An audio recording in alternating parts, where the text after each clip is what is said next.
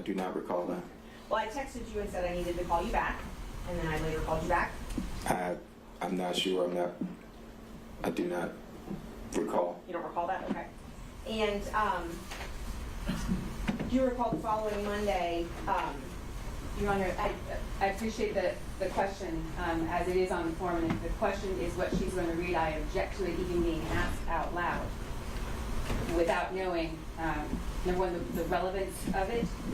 If the witness is going to answer the source of information, and I feel like it is so inflammatory as to say out loud, without knowing where Mr. Bradley falls on that, then I do have an objection to the question. Okay.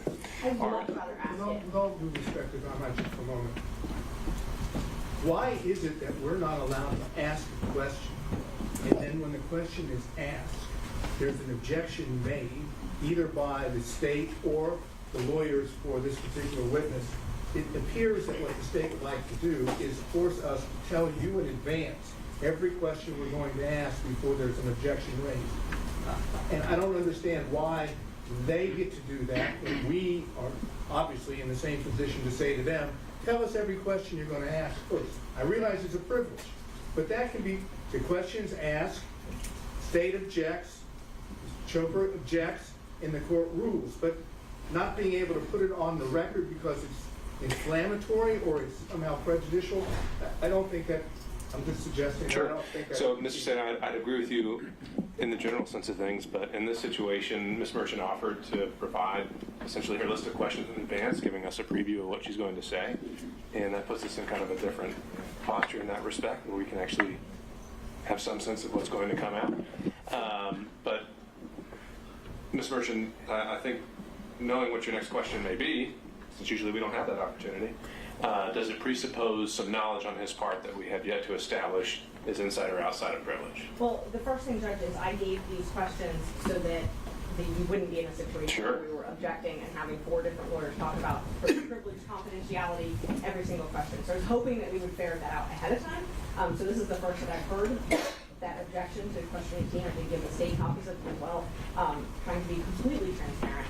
I also, I have to establish that his information, there have been statements in this court that I lied, multiple statements yesterday. I can't even tell you how many times that was said under oath yesterday, and that I did not get this information, and so I have a right to Which I've already said we can do and we can go over, but and we've already started doing that. But the next question, as you plan to ask it, may presuppose again some information that he has that we need to determine whether it's inside or outside of privilege. Is that right?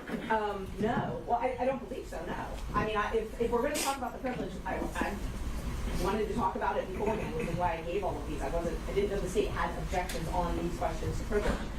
If we're going to talk about the privilege, I'm happy to ask him the substance of the question, but that is what I'm getting objections for. So I'm trying very carefully to craft something to avoid that. But I'm happy to just ask outright the question. Right.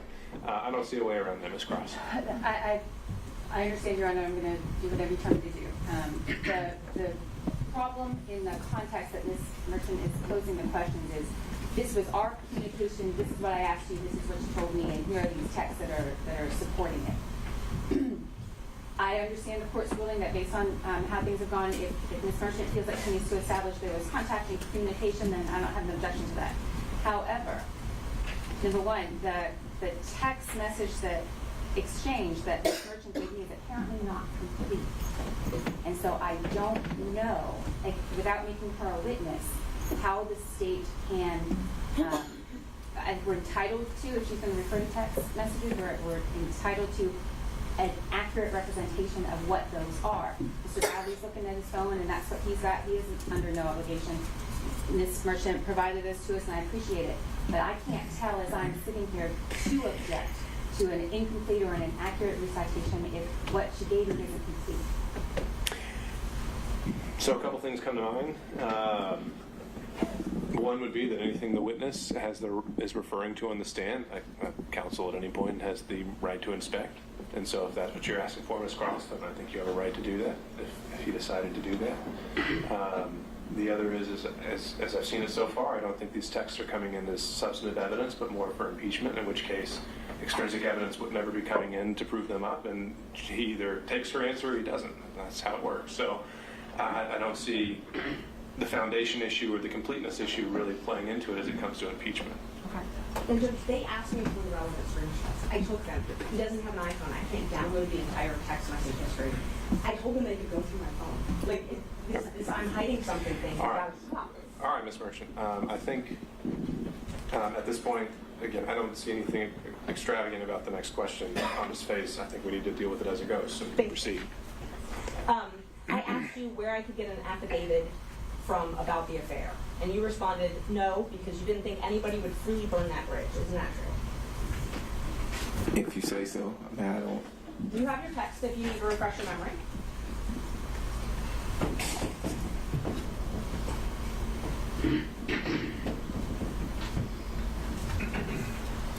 September 18th at 3:11 p.m. if you need to. Can you repeat the question? The question is, did I text you asking you if you knew who I could get an affidavit from about the affair? And you responded no. No one would freely burn that bridge. Yes, I do see that. Then I asked you if Chris Campbell knew, correct?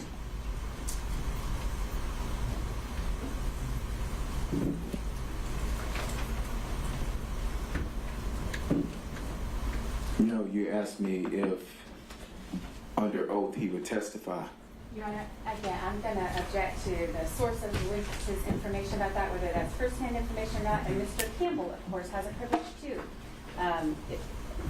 Well, since Mr. Campbell hadn't even been brought in to this proceeding at all, I'm also wondering about just the relevance of asking questions about Mr. Campbell. I'm just, it's been objected that I'm not asking about all the texts and I'm selectively asking, so I'm trying to go through all of them. I would much rather just ask the very relevant ones.